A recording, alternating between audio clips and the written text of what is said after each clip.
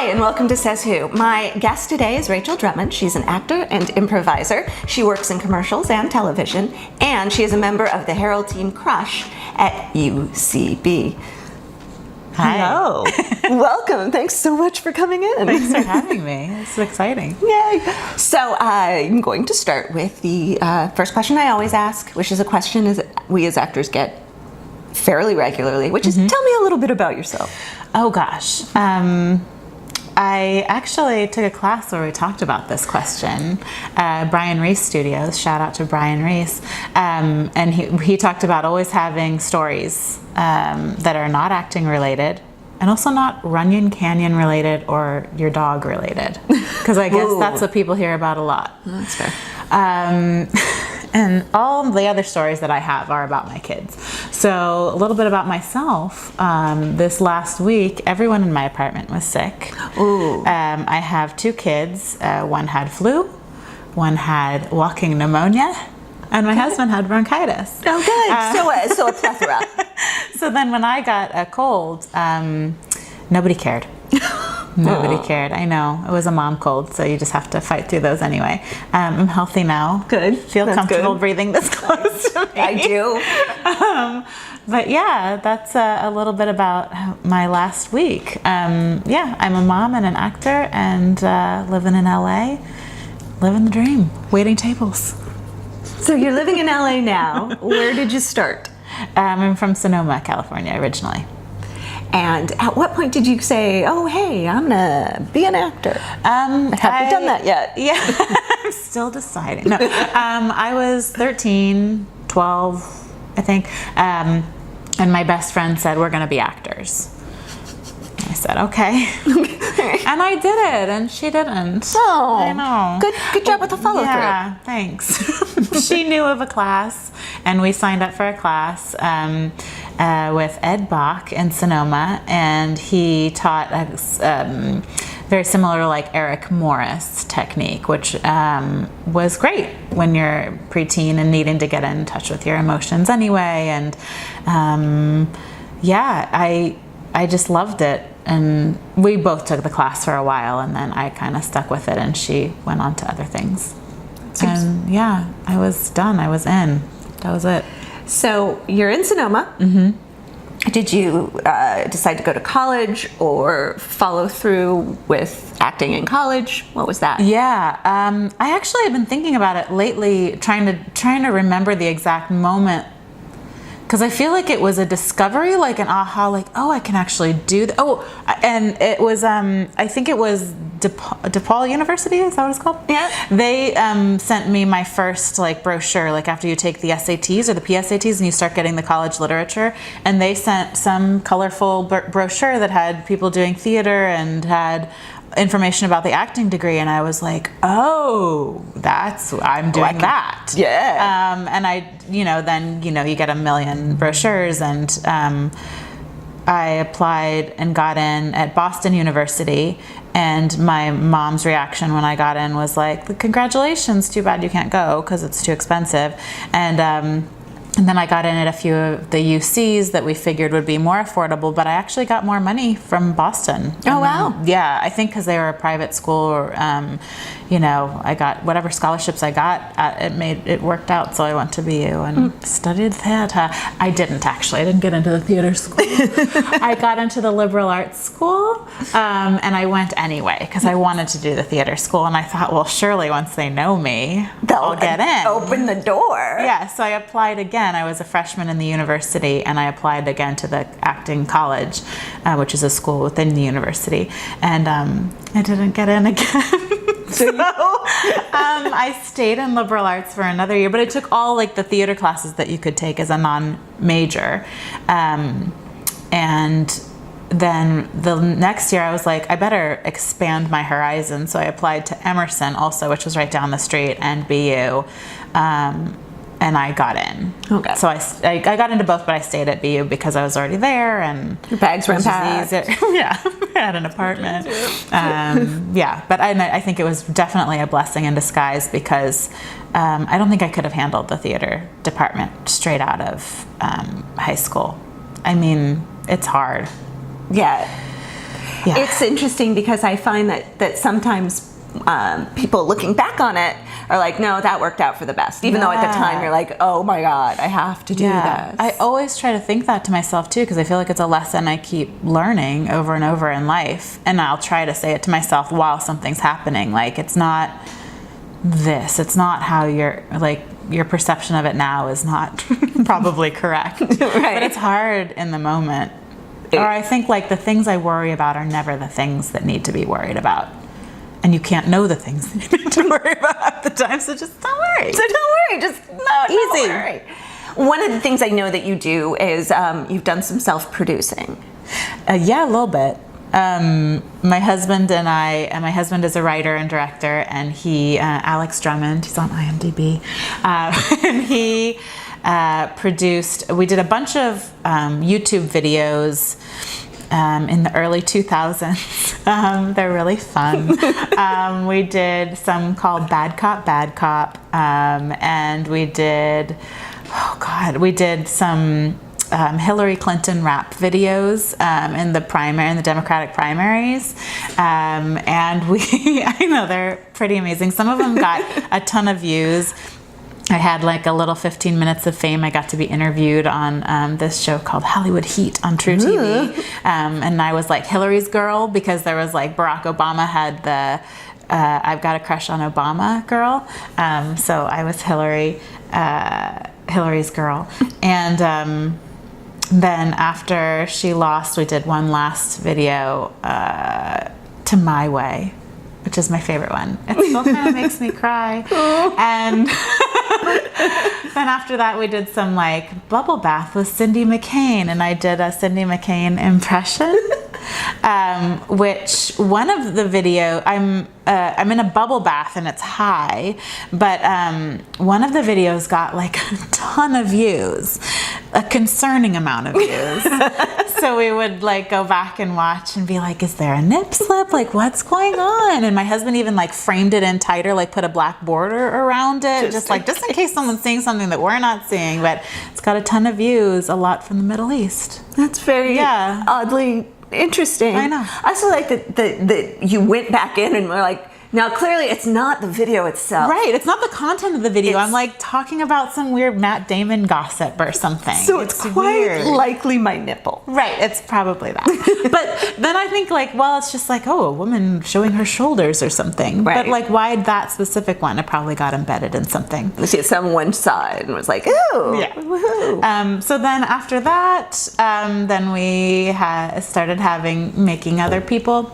We produced a son, and then when I was pregnant with our daughter, we made a movie. Because what else are you going to do when you're pregnant, right? Right, make a movie. That's what you do. Yeah, don't make a movie when you're pregnant, guys. Piece of advice. We made a horror film. It's a horror comedy called Killer Party. And it was an 8-day shoot, in theory. Yeah, well, often in theory. Yeah, I went into labor on day 7.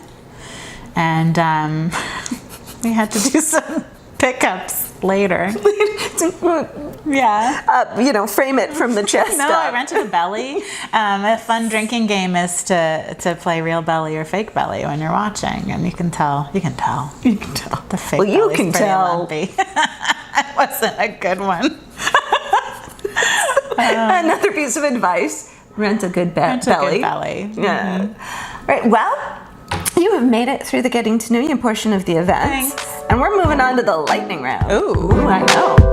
Rachel, what is your favorite movie ever?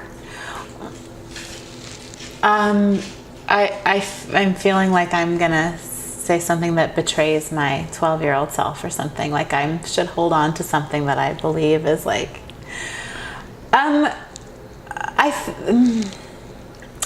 gonna go with Pulp Fiction because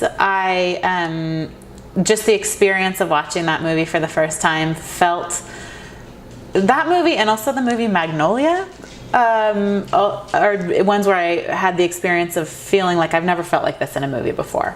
Like, what's happening? I don't know, because I'm really good at predicting stuff in movies, and I was like, I have no idea what's happening, and also just like, Yeah, it was just totally shocking. And Magnolia, the scene with the frogs, I literally looked around the theater to make sure that other people were seeing what I was seeing. I was like, this is, yeah. What is your 12-year-old self's favorite movie? I shouldn't have been worried about betraying her. Let's probably pump up the volume. Our Princess Bride. What show are you watching right now? The Americans. What is the last show you binge watched? Leftovers. What book are you reading right now? Big Magic by Elizabeth Gilbert. What book are you planning on reading? The Slight Edge. I don't know the author. What is a book that you read that positively shaped you? The Hiding Place by Corrie ten Boom. On a scale of 1 to 10, how well do you cook?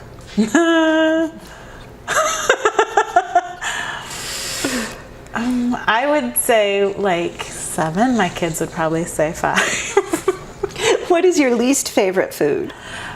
Oh God, I love food. I don't know. I'm trying to think if there's anything I don't like. What is your most favorite food? Sushi. Do you bake? I do. What's your favorite dessert? It's not baked, it's ice cream. What is the hardest part about being a parent? Feeling like you're not doing it right, and the stakes are higher than not doing other things right. What is the best part about being a parent? Oh my gosh. The joy. Yeah. What is your favorite band? We've been listening to a lot of The Band recently, so I'll say The Band. To be or not to be? To be. What is the best piece of acting advice you've ever been given? Oh, wow.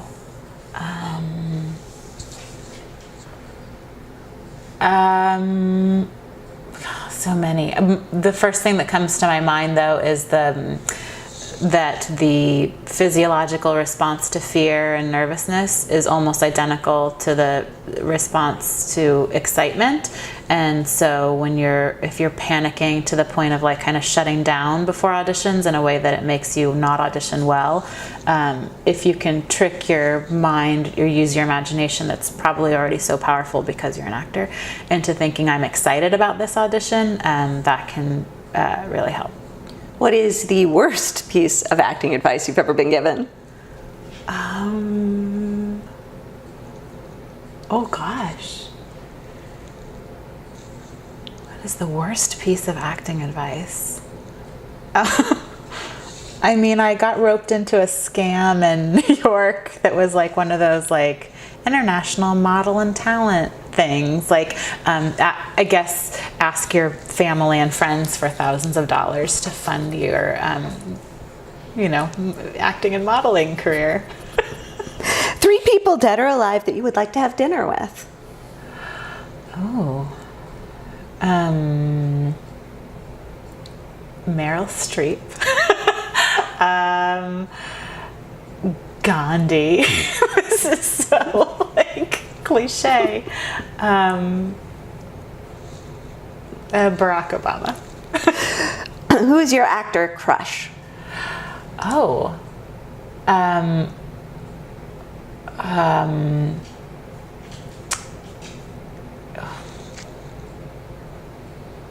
going to say Matthew Rhys just because I'm watching The Americans and he's so awesome. One role that you would love to play? Lady Macbeth. What is something that people would be surprised to learn that you did or do?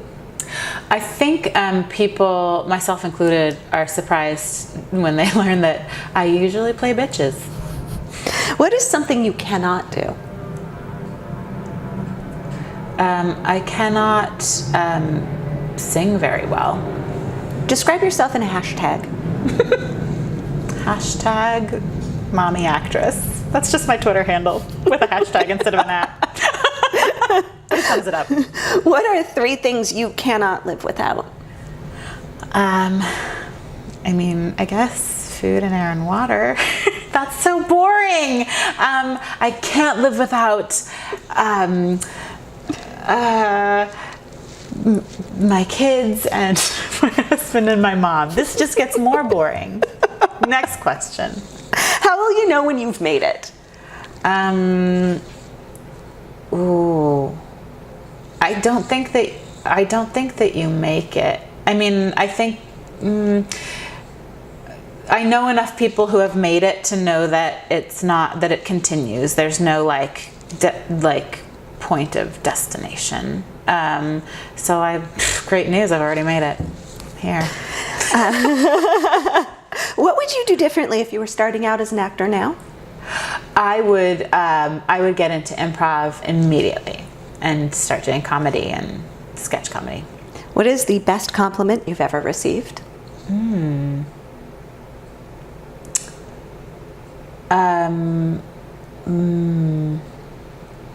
That I'm natural in my acting.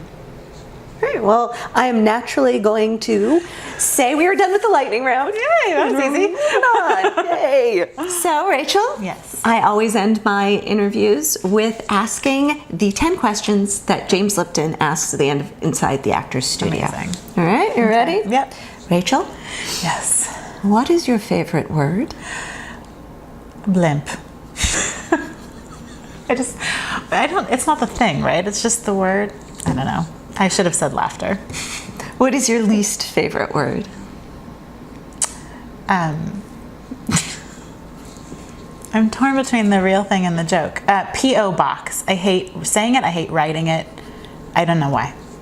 What turns you on creatively, spiritually, or emotionally? Oh, this one I've been overthinking, I think, because I think they're 3 different things. And I think creatively it's like making discoveries and the sense of play, but also structure. Like I think it fuels me to be within a structure and improv, like doing a Herald, writing, the more structure I have, the more freedom I can find within that. And I think spiritually it's like just doing the thing, whether it's meditating or praying or whatever, and also gratitude, like a sense of gratitude fuels that. And then the other one, emotionally, I was like, what fuels me emotionally is just it depends, if you want to be fueled emotionally to feel happy, or do you want to be fueled emotionally for a crying scene in acting? But I think either is being honest, being in touch with myself and being really honest with where I'm at, even this day, this week, excuse me, to access those emotions. What turns you off?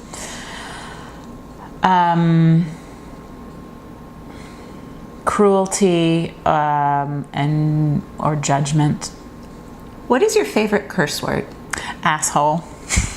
So funny. What sound or noise do you love? My kids laughing. What sound or noise do you hate? Anyone, but especially my mom or husband, chewing a banana. It's disgusting, guys. Just put them in a smoothie. What profession other than your own would you like to attempt? I would like to deliver babies, but I don't want to do any of the other stuff. What profession would you not like to do? Someone who has to take complaints all day, like a DMV or a complaint line. And Rachel, finally, if heaven exists, what would you like to hear God say when you arrive at the pearly gates? Everyone you want to see is here. Thank you for being here. I feel like I just killed off everybody else by saying that. Once all of your friends are dead. Everyone's already dead that you want to see is here. Come on in. Well, thank you for being here. Thanks for having me. So much fun. You're the best.